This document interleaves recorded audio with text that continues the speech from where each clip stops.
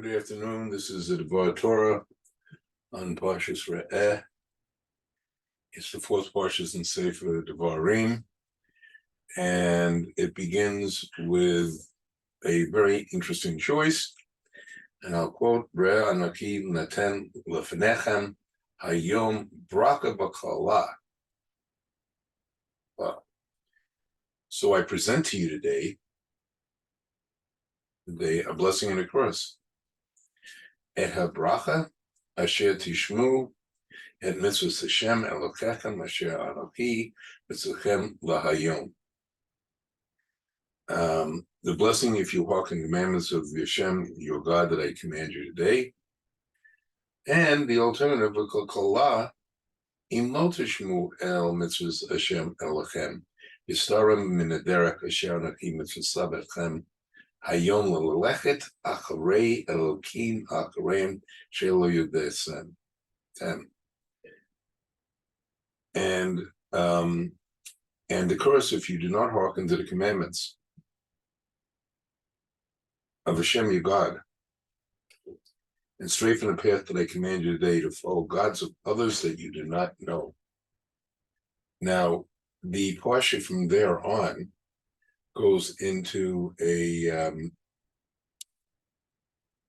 whole collection of mitzvahs of what we call Adam Lamakom, between man and God, Bnei Israel and God, and then mitzvahs of Adam L'Chavero, man and woman to their fellow man and woman, and summarize. It's quite a collection. It then says when you when you're brought to the land of Israel, now which is not going to be going in, that you're going to divide the people up into two groups, the tribes. One's going to be on Mount Kazari and receive the blessing, one on Mount Ebal. And in other words, to set it out quite clearly. And then when you're crossing the Jordan, you should be careful to perform all the mitzvahs. Then it says, when you get there, you got to destroy all the gods' images, their high mountains and hills, every leafy tree. You shall break them apart. You shall smash their pillars and trees, etc. And as for Hashem, you're going to have one special place to worship and to celebrate with Him. And this is something that's going to be reiterated in the Parsha, culminating with a mention of the three festivals, which I'll explain in more detail later. And in terms of meat, in terms of eating basa, both chayas, deers and such animals, and behemoth, the domesticated animals, you're allowed to do it.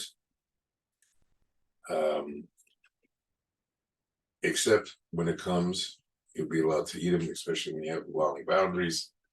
The land expands. However, for the offerings you have to bring Hashem, they can only be brought before this place that Hashem will choose.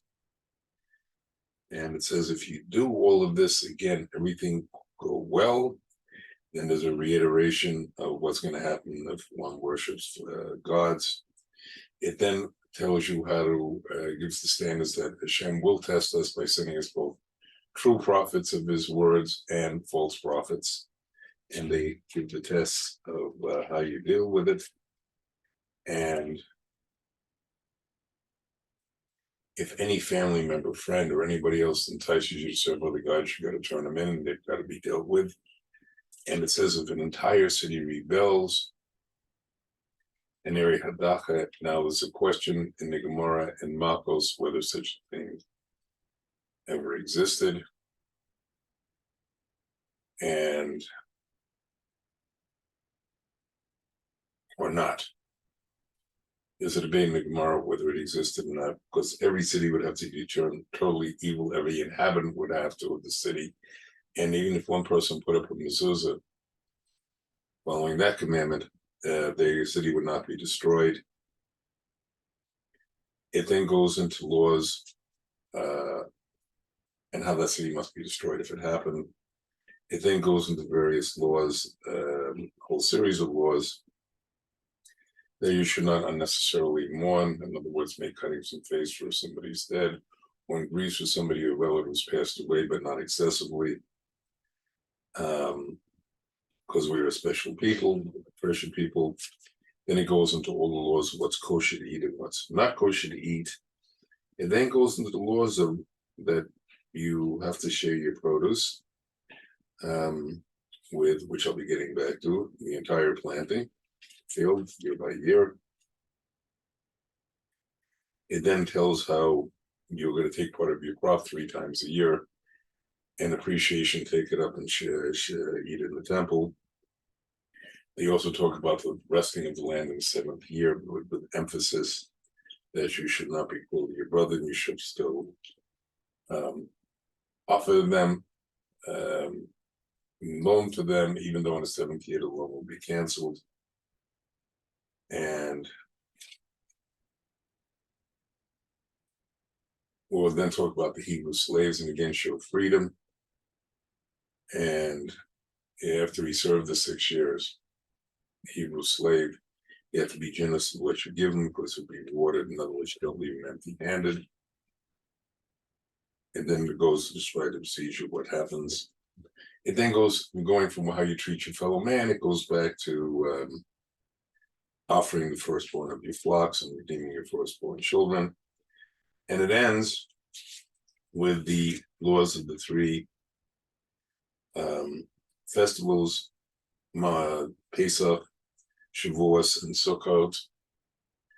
And that completes the Parsha. Now, what I would like to deal with today is the beginning Parsha, beginning of the Parsha, and go to this whole thing about the land, cultivating your land, and how you have to offer up a tithe of it. Tithing, you have to give a share of your land to the temple, to you, Levi, and would then like to speak about the conclusion of the Parsha. Now, in the beginning of the Parsha,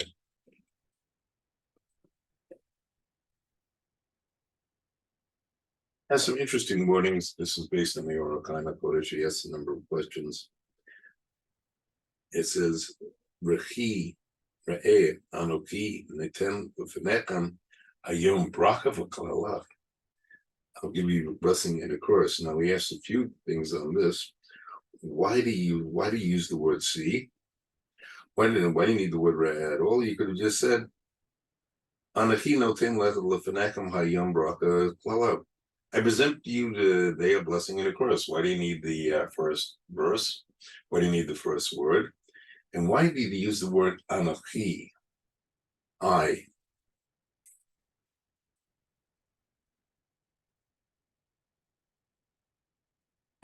That's one question.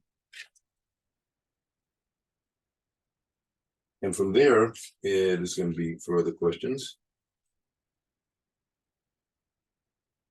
And he's going to talk about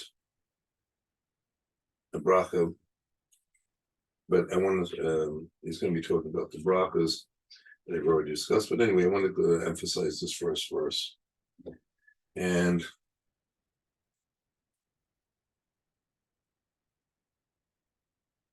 why do we need seeing? That's one question he asked. And also, why Anachi?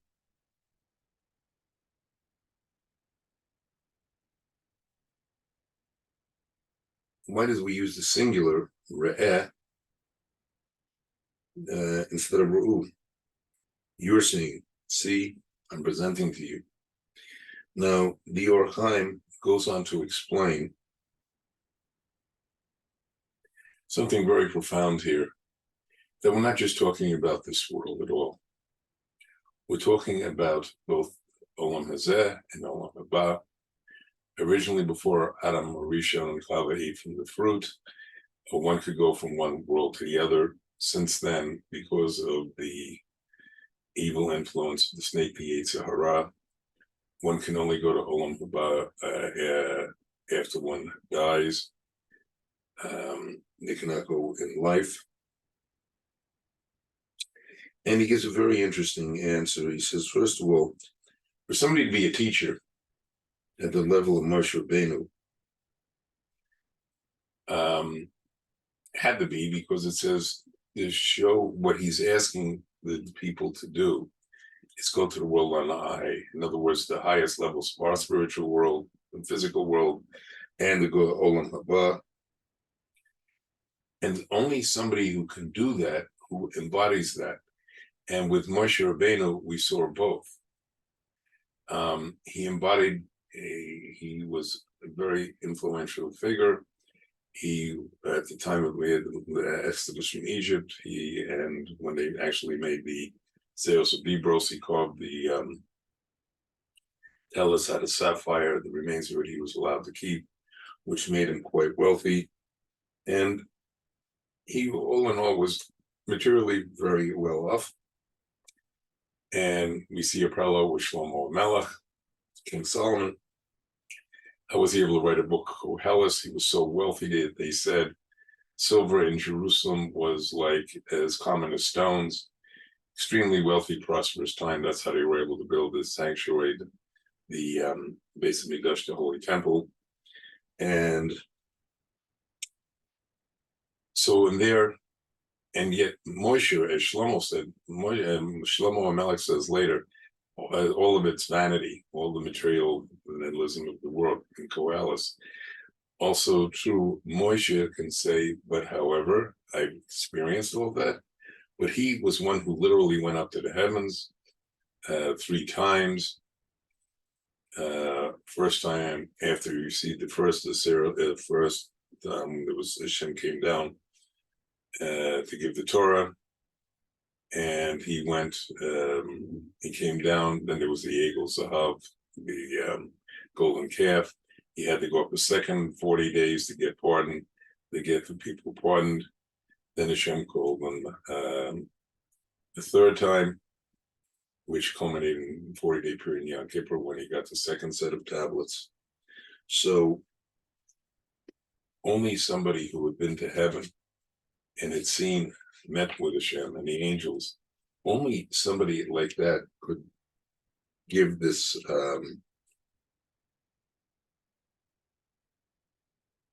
could give such a message and say, look, you can emulate me.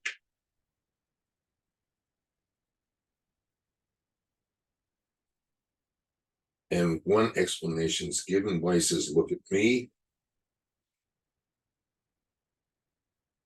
Why does it say Re'eh? Because it says he's trying to tell him, those among you who have the ability, and the few and far between. Rambam writes many of them could, but most people won't go to potential to fulfill, use all your God-given abilities and strengths to serve Hashem. And that is another reason. And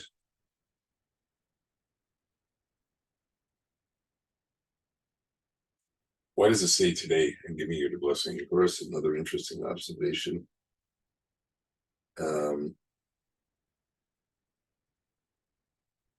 Because it's telling us a message. When we say a day, like 2 or 3 days, it's not talking about days in that sense. It's talking about the sea that quite often the wicked will flourish. Not all the time, but they've seen on this planet. When it says 2 or 3 days, that doesn't literally mean 2 or 3 days, it can be a lifetime. But compared to the Olam Haba, which is eternal,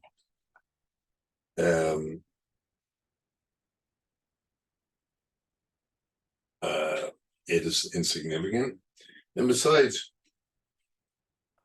the goodness of this world has 2 drawbacks. It's short, and it can bring a person's wake. In other words, that becomes your central thing.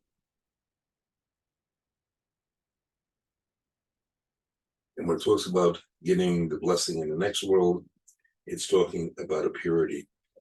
Now, what I'd like to go to next. So we see that even something simple, blessing and curse, which sounds quite temporal of this world, as the Or Chaim explains, has a deeper meaning. I would now like to refer to the verse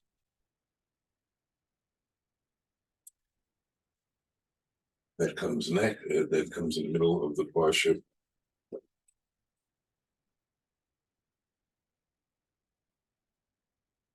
Yud Kaf base,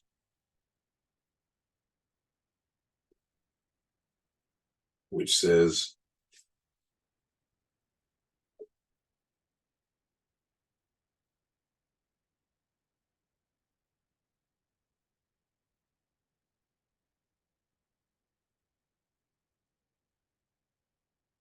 Asher ta'aser et kol tavua zarecha v'hotzi haseder shana l'shana.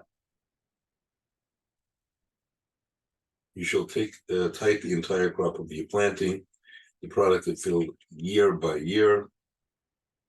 And then it says, Achlu lifnei Hashem Elokecha makom asher bachar l'zman shemo gam ma'aser eneka tevreshecha v'yitzerecha b'brachotu b'bacharacha v'samecha l'man tilim yireh et Hashem Elokecha kol hayamim. And you shall eat before Hashem your God in the place that He will choose to rest His name. It was actually going to be the temple in Jerusalem. The tithe of your grain, your wine, and your oil, and the firstborn of your cattle and your flocks, so that you will learn to fear Hashem all the days. And sounds pretty materialistic. There's a part about meeting Hashem, but it sounds fairly materialistic. Now, the term in Hebrew, two words that are very similar. One is the word aser, to tie.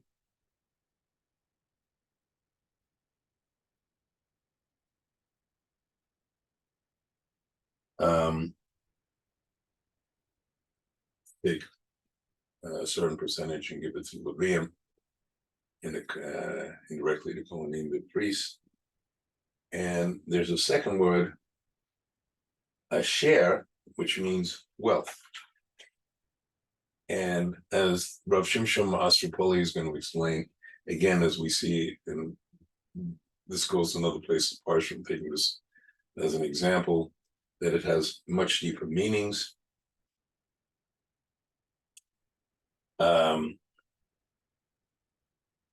Two ways one can go. One has to tithe it. One can look at giving tithes, meisering, tithing your crops.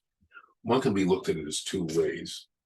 It's something you can say, wow, Hashem has given me abundance. I need to share with Levium and his Maisa Oni for the poor, the widow, the orphans, the converts. It's an opportunity, or one can resent it. One can say, I know I've got to do this mitzvah, but I'm doing with a grudging heart, and I'm going to give the minimum required. There's no upper limit on it, as the Chachamim explained, but I'm really resentful of this mitzvah. And the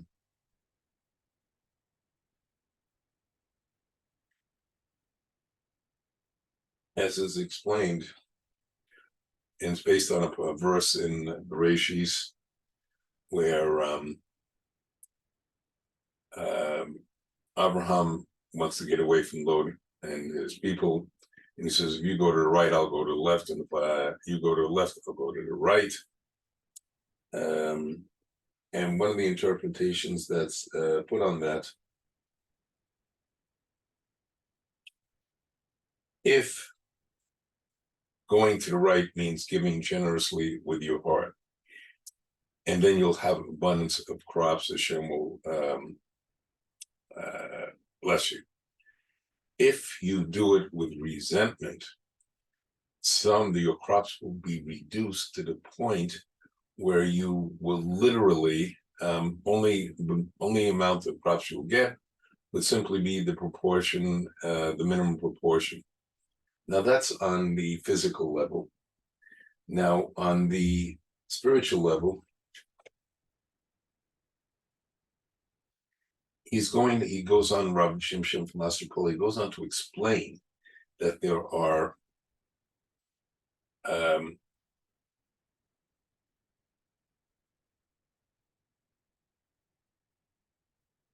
it's a sod, it's a secret, it's a there's something great and awe-inspiring here.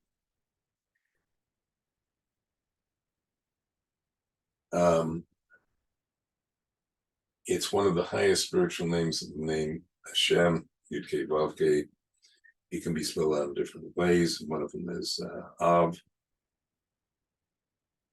And that's, the name of that is Yirat, Yud Reish Taf, Baruch, blessed be He. And the gematria of that is the gematria of Ethrog. Now, what's the significance of Ethrog? According to some sources, the fruit that Adam and Chava ate from the tree of Eitz Hadas Tov, knowledge of good and evil, was definitely not an apple. According to some sources, it was the Ethrog, and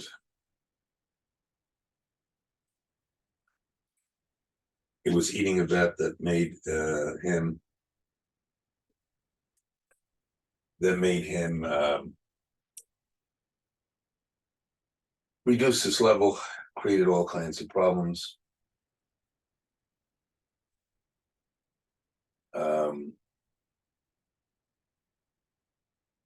And that caused the Pagam and Adam Rishon, an imperfection. And he complicated this because all kinds of klipo and spiritual impurities, which he had triggered, attached to him for 130 years. And that led to his scholars. That's on one side. However, there's a positive. That was a negative. Now, the positive side, as Rabbi Shimshon Masterpoli explains, is that the word Meiser, Mem, Ayin, Shin, Reish, has the gematria of Yirat, Reish Taf. And what is it? It's telling us, teaching us that Hashem Doked Malachim, who wanted to kill Moshe so that he couldn't take the Torah to Israel. He said, look at those sinners, as explained in Midrash elsewhere. And Hashem said, look, the Torah was designed for those people who have a hero for free will between good and bad.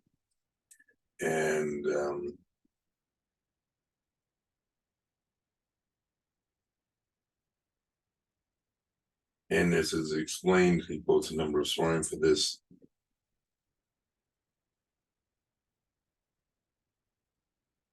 And then Yaakov says, Yeshua L'chaim led call Asher Titanli, Asher Sherech Lacha. And if I make it through, I'm going to give you from the gifts of what I received. This is when he was leaving from Egypt, from Eretz Israel to flee Esav, and Ivak Ishimo, and then goes on later to say in Lamed Beis Kaf Daled Shmos that what was he battling with? Those same klipot impurities that Adam and Chava triggered, and that was the klipot of the Shar of Esav, and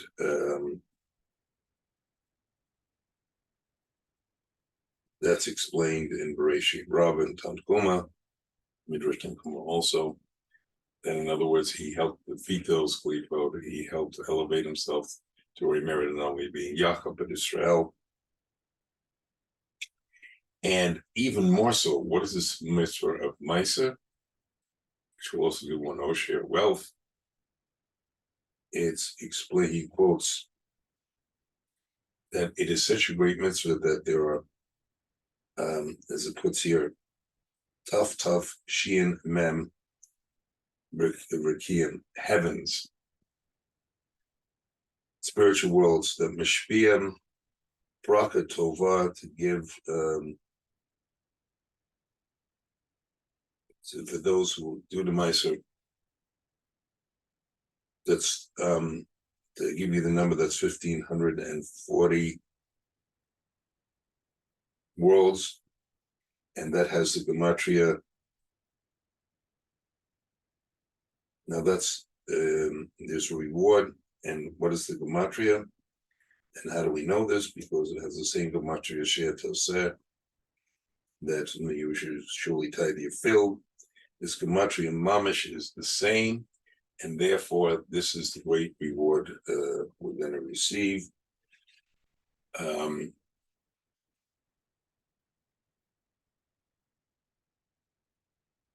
And he also goes on to show how this also ties in to not quickly receiving a kid in the milk of its mother, which it will be able to allow her to explain here right now. However, there is ties into that, in which also there's great spiritual reward from being kosher and pure. And what I'd like to conclude with is the end portions, end of the portion, where it says,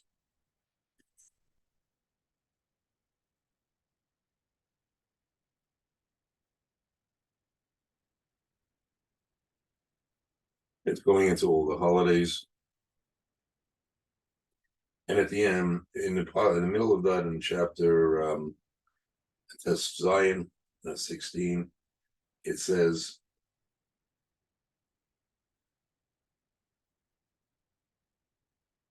Shishim Yamin Tokel Matzah B'Yom Hashvi Etzeres L'Shem Elokecha. For 6-day period, you shall eat matzahs, and 7th day, your assembly of God, you should not perform labor.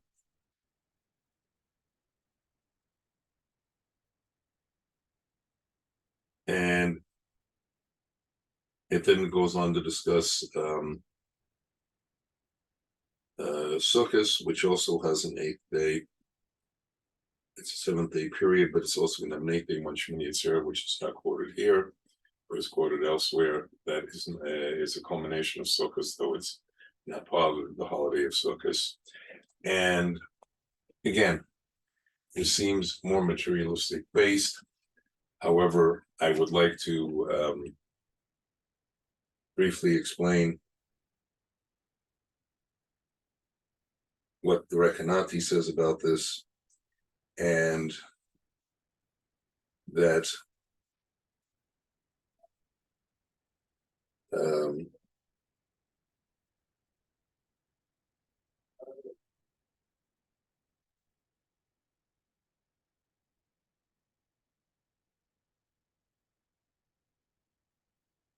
it talks about the 8th day holiday. It talks about Atzeret. And the Atzeret holiday has two meanings. Atzeret, as I said, when it's Shmini Atzeret, is the 8th day holiday. There is an 8th day holiday at Pesach. I'm not talking in Chutz La'aretz where it's 8 days long, but there's an 8th day holiday, which is Shavuos, when one counts 7 weeks of 7 days, 49 to 50th day of Shavuos.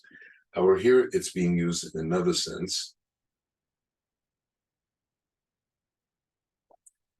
And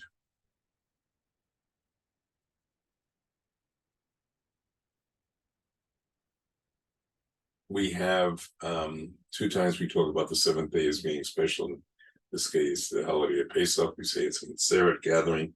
Here it's used as the 7, which means combining. 7, by the way, normally means combining the material with the spiritual and then elevating it.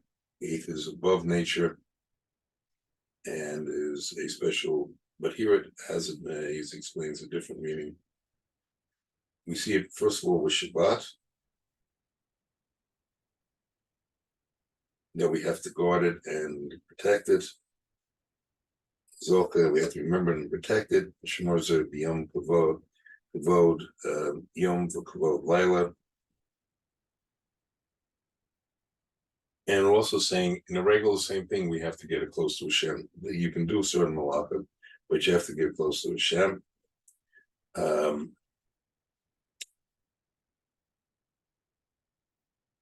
And we say it's an Atzeret, the seventh day. Now, where we have to add a meal, you have to add offerings, but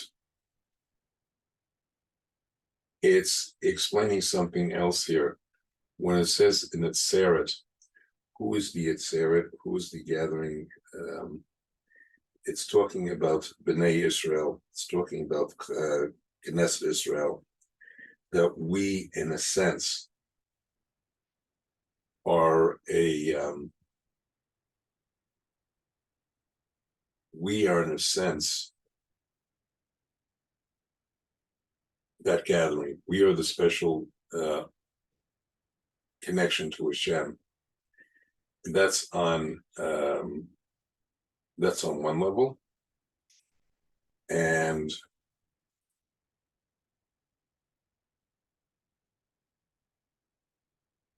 not only we a korban, not only does he offer a korban, but we, in a sense, become part with Hashem.